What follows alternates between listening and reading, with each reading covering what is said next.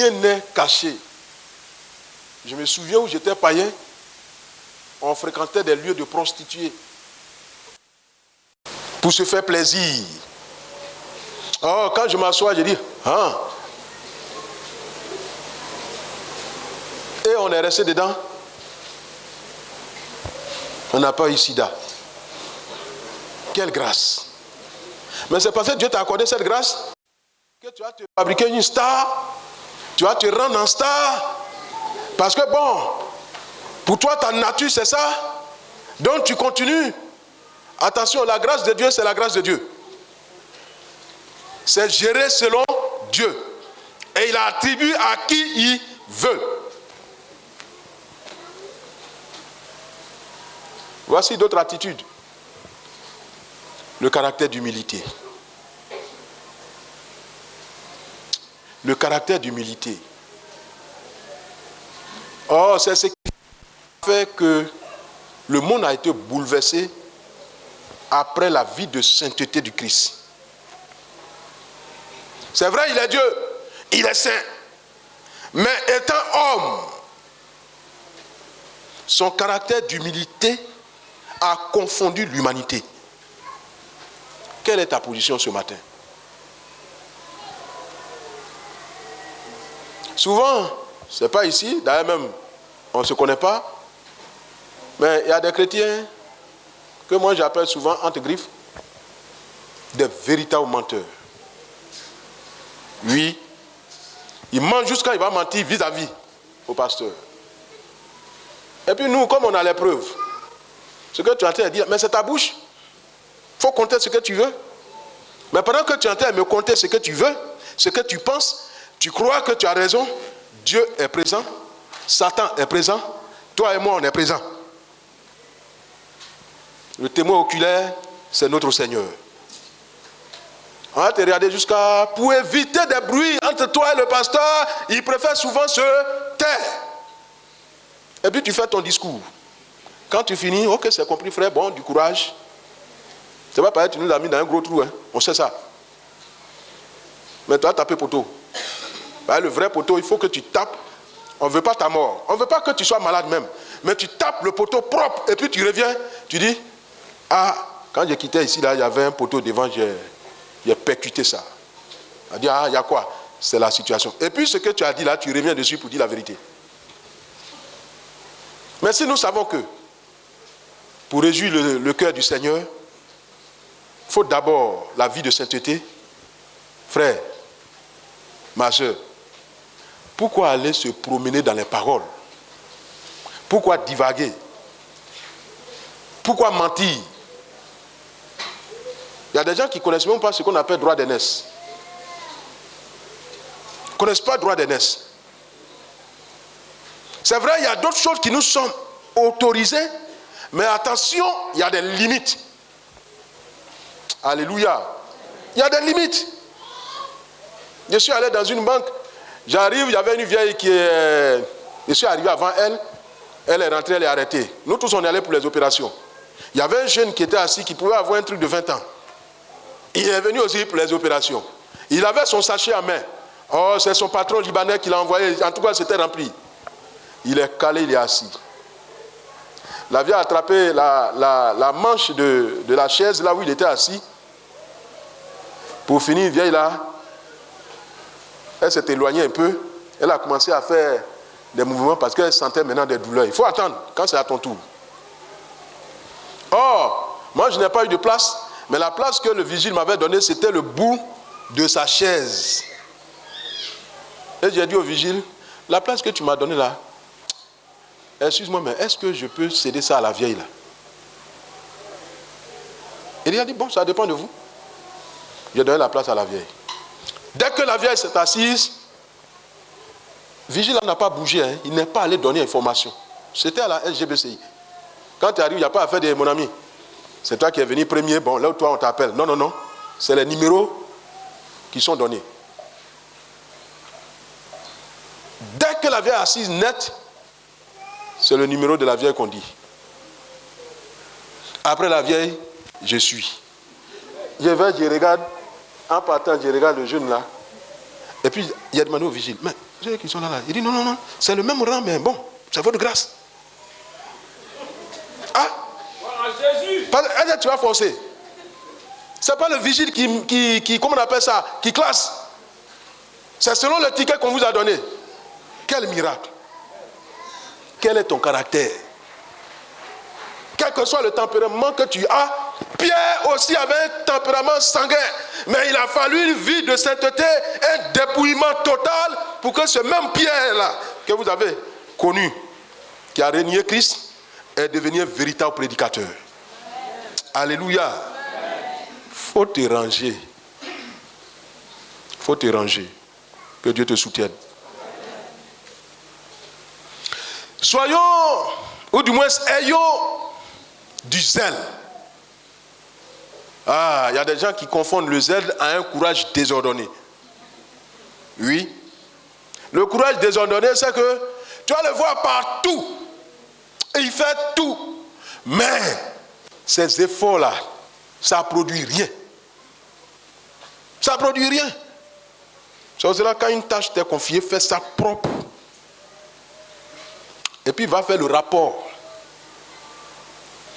À partir du rapport, on dit fais ça là encore. Même si c'est un petit espace d'1 mètre carré, fais ça propre. Tu t'en fais ton rapport propre. Et puis on dit voici une autre tâche. Toi-même tu es fier de ton évolution.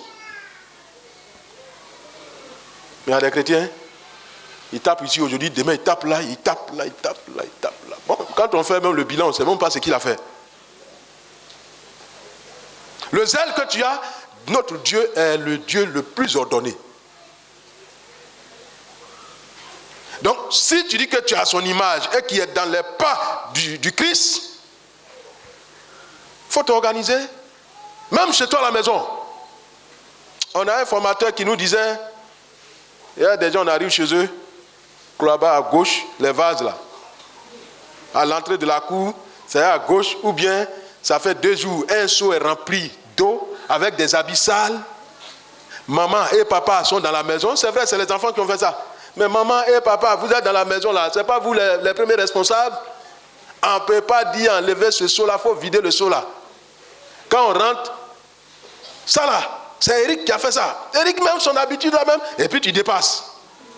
Mais moi je suis étranger. Si je rentre chez toi, je ne connais même pas qui est Eric. Je suis rentré chez Monsieur Tan, avec sa femme Tan. On ne connaît pas Eric, on ne connaît pas Madeleine. On ne connaît pas vos protégés. C'est votre image qui sort de la maison de façon mauvaise. On ne peut pas convaincre quelqu'un positivement. Alléluia. Alléluia. Frère, ce que nous sommes doit attirer quelqu'un. Ce que tu es là doit attirer quelqu'un à Christ. Logiquement, ça doit attirer quelqu'un à Christ au lieu de repousser quelqu'un. Quand il y a repulsion dans ton caractère, il faut te revoir.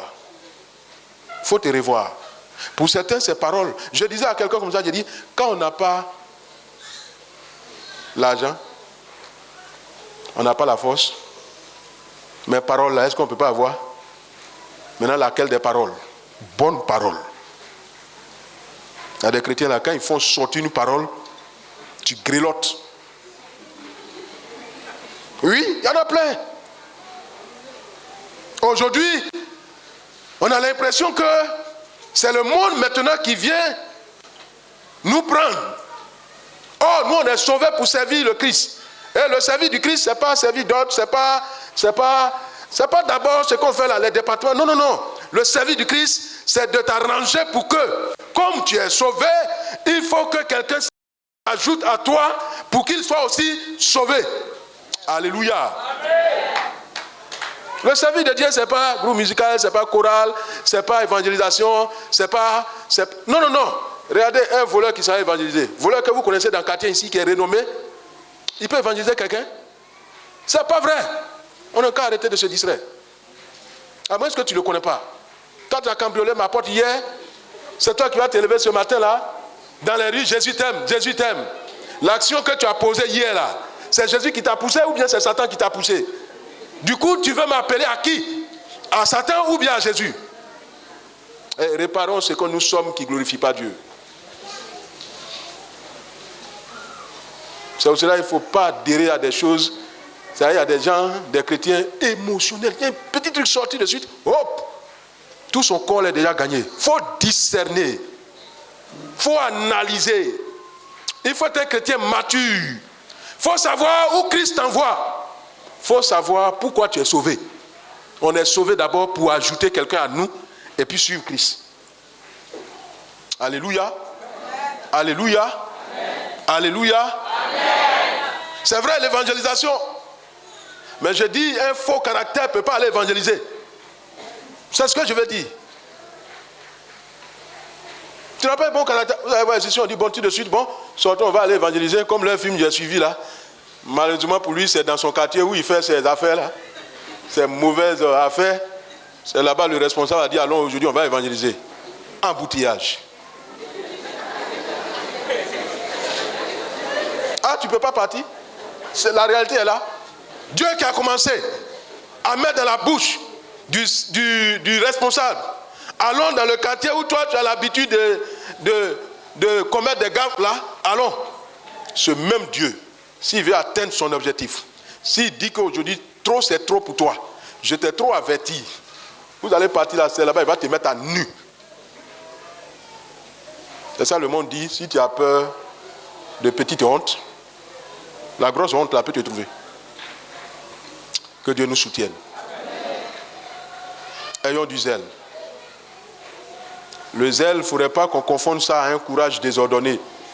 Le courage, c'est vrai, tu es courageux, mais ton courage là, le fruit que ça donne là, c'est pas convaincant. Sinon, on voit que aujourd'hui, là, si on t'a mis ici, tu vas travailler ici. Les minutes qui vont suivre, on va te mettre là, tu vas travailler. On voit que tu transpires. On voit que tu exerces. Mais quand on arrive là où tu as exercé, c'est pas semé de tâches.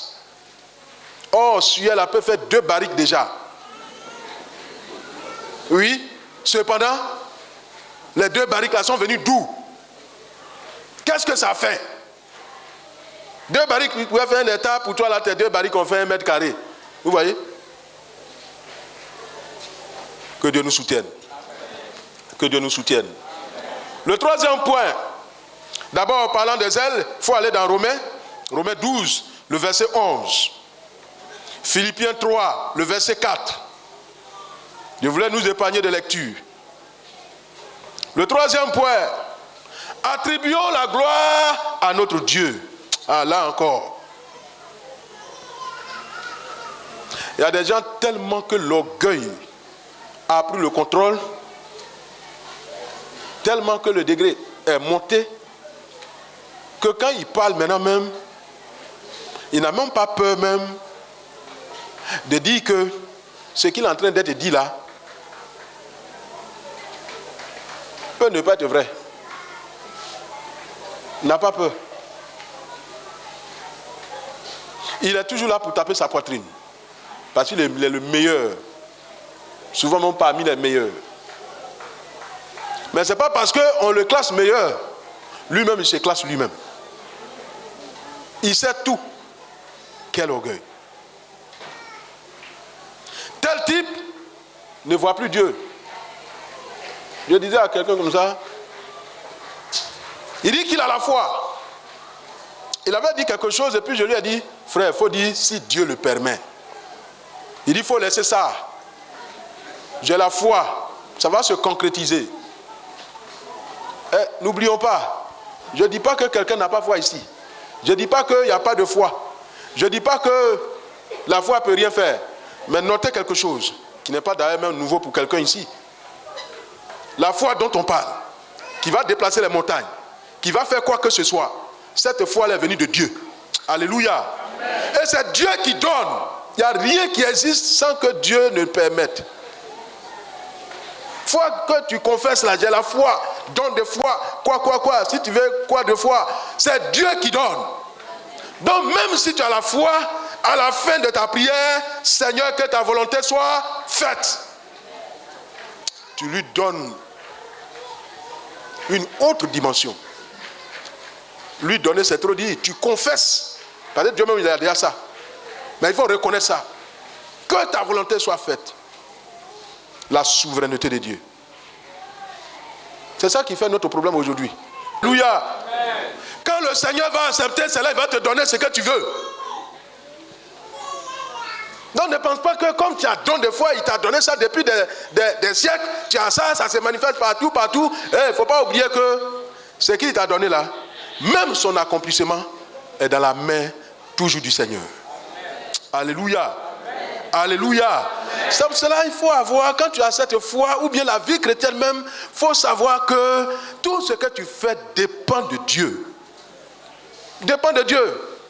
Si tu veux la foi, enfanter. Si tu veux, il ne faut pas enfanter. Si tu veux, il faut avoir foi. Et l'année prochaine, je vais faire ça. D'accord. Mais ce que Dieu voulait, quand tu finis de faire ta déclaration, Seigneur, que ta volonté soit faite. Que ta volonté soit faite. Voici quelqu'un qui est humble.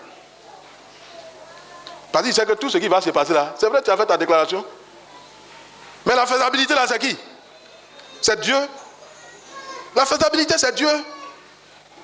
Pour que ça soit concrétisé, c'est Dieu. Quand les anges, dans l'Ancien Testament, appelaient l'Éternel, ceux qui se sont apparus à Abraham, et quand ils ont fait leur déclaration, ils sont partis. C'est quel effort Abraham a fait? Pour que la date arrive, d'ailleurs même Abraham, c'est vrai, ils ont dit en cette même période. Mais ils ont donné l'heure à Abraham. Ils ont donné le jour à Abraham. Quand vous prenez le dictionnaire, quand on dit période, c'est un intervalle de temps. Ça peut être 2 minutes. Mais ce n'est pas défini. Mais quand vous lisez dans l'Ancien Testament, ils n'ont pas dit Abraham, en cette même période, à 5 h du matin, dans telle maternité, ta femme va accoucher. Je disais à une maman comme ça, Dieu t'a dit que toi et ton mari, vous aurez une maison de retraite. C'est vrai. Mais est-ce que Dieu t'a dit aussi à quel moment vous allez finir de construire la maison? Ah! Donc quand tu n'arrives pas à discerner les paroles du Seigneur, quand tu n'arrives pas à creuser, comprendre les Écritures, tu as toujours les problèmes. Et c'est toi qui vas à reculons. C'est pour cela que les gens là trouvent plaisir, les faux prophètes là. Moi je les appelle les prophètes de rue. Là, il va te croiser tout de suite. Tu vas voyager.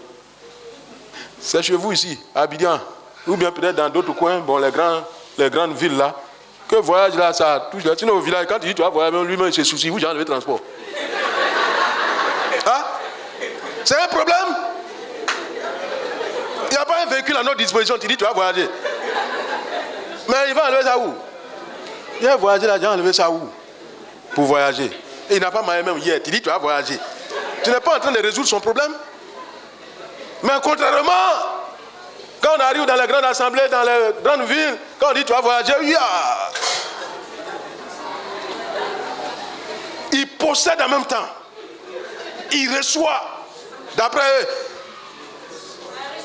Hein? Ah. Ça va penser que lui-même là, il n'a même pas transporté. Mais ce n'est pas son problème.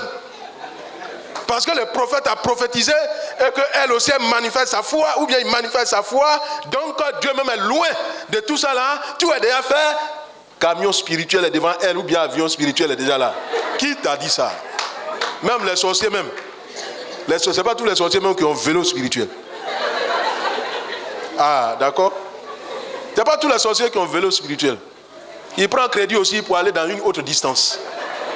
Mon frère, est-ce que tu peux me remorquer parce que j'ai une mission quelque part? Je disais à quelqu'un, ce qu'on fait, humainement parlant, dans la journée, entre nous les humains, dans la nuit, dans le monde spirituel, c'est la même chose. Il n'y a rien de nouveau. Il n'y a rien de nouveau. On est venu ce matin-là, qui est venu à moto? Qui est venu à voiture? Qui a pris Baka? Qui a pris taxi? Qui a marché? Eux aussi, là, quand ils s'en vont faire leur cuite de façon spirituelle, ils n'ont pas les mêmes moyens. Il y a ceux qui piétinent aussi le sol. Il y a ceux qui viennent à vélo. Il y a ceux qui viennent à moto, en voiture. S'il veut en avion. Mais ça dépend des moyens qu'il a.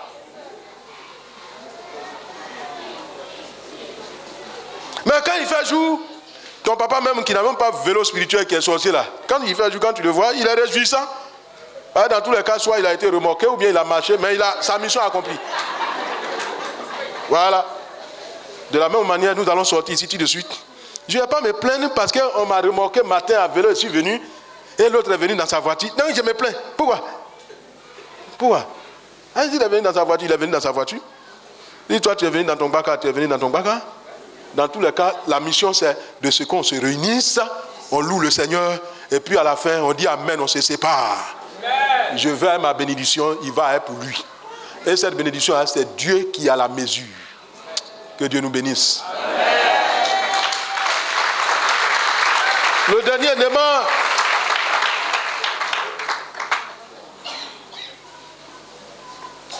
en cas de réjouir le cœur, en s'efforçant, c'est-à-dire s'efforcer pour entrer dans le paradis, pour entrer dans la félicité de notre Dieu, il faut t'efforcer. Oh, je suis en train de parler à quelqu'un, il faut t'efforcer. Parce que les gens pensent que la vie chrétienne, là, elle est simple comme ça. Elle est simple, mais ce n'est pas comme ça. Voilà, c'est pas comme ça. C'est pas comme toi tu l'apprécies là. Pas ça. Dieu, excusez-moi. Notre Dieu, c'est un Dieu d'intérêt. Pour me voir, il faut que tu aies une vie de sainteté. C'est pas conditionné? C'est pas conditionné? L'intérêt de Dieu, c'est pas le matériel d'abord. C'est de ce que tu sois avec lui pour une vie d'éternité. Donc, pour que toi et moi on marche ensemble, sur mes commandements. C'est intérêt. C'est l'homme qui pense que l'intérêt c'est matériel seulement. Sinon Dieu, lui, son intérêt là, si tu viens te bénir, il faut mener une vie d'abord de sainteté. Alléluia. Alléluia. Alléluia. Tu vas me dire ce matin, bon, mais ma voisine ou bien, attends, elle était bénie, mais ils sont païens, puis ils sont, hey. Souviens-toi bien. Quand tu étais en train de faire les cours de base, les cours de baptême, quand tu as été baptisé les 6 premiers mois, quand tu dis, hey, Dieu dit, tiens. Oui, nous tous on a été chrétiens. Tu ne finis même pas de formuler même la prière. Oh, tiens. Oh, tiens. Après 1 an, après 2 ans, après 3 ans, tu deviens titulaire. Quand tu dis, hey. Hein? Il va te dire, ah bon, tu vas, c'est une habitude quoi, toi tu ne vas pas grandir. Mais on vit ça à la maison.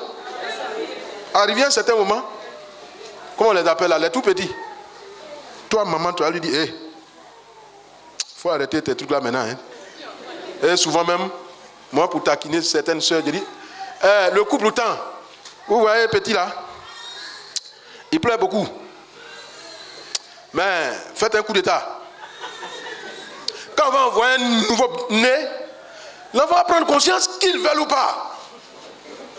Ça, on n'a pas besoin de lui dire. Non. Quand un bébé et puis 2 jours, 3 jours, les gens viennent saluer la maman. Et puis il y a un nouveau-né auprès de maman. Mais il vient, il regarde. Quand il voit que ce nouveau-né qui est là ne disparaît pas, ne va nulle part, il dort maintenant, et que ça devient autre chose, ça là, ça se répare. Alléluia. Amen. Alléluia. Amen. Alléluia. Amen. Quand tu vois Dieu et que tu sais que tu as été baptisé 1 an, 2 ans, 3 ans, tu es dans ta vie chrétienne, qu'il y ait bénédiction ou pas, parce qu'il n'y a pas quelqu'un qui va nous dire que Dieu ne le bénit pas. C'est notre vouloir là qui est trop. C'est tout. C'est notre vouloir qui est trop. Sinon Dieu nous bénit. Dieu nous bénit pendant que tu n'es pas en train de manger, il y a d'autres qui mangent. Est-ce qu'il n'est pas béni? Mais quand il finit de manger, il peut être victime d'accident pendant que toi tu as faim, mais tu as envie. Il n'y a pas espoir pour toi? Que Dieu nous bénisse.